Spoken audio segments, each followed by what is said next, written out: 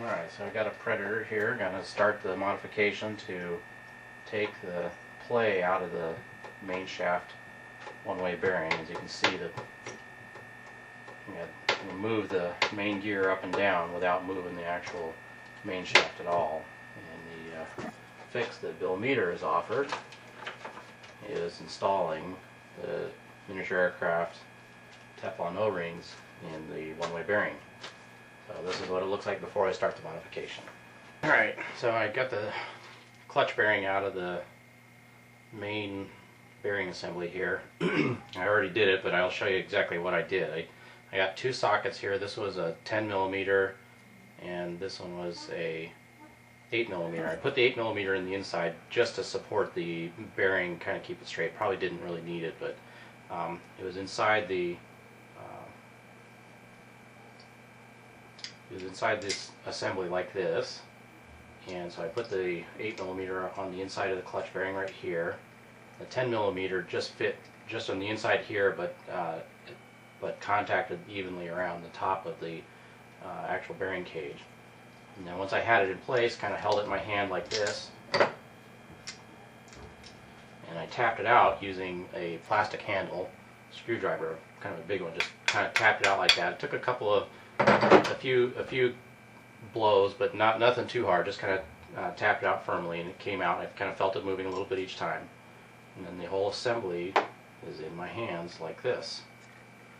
So now I can go ahead and put the O-rings in there like Bill described, and hopefully have a solid clutch now.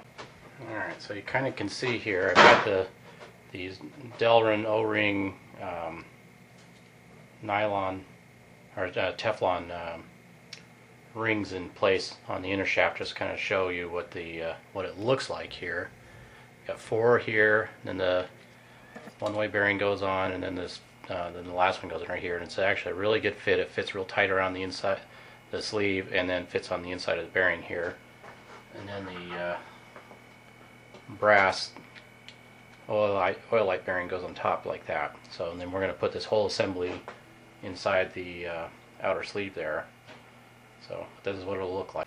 Alright, so I hope this technique meets approval. He's using a basically plastic end of a screwdriver here to tap in the oil light bearing, basically just tapping it in like this with the inner sleeve in place to make sure everything's lined up.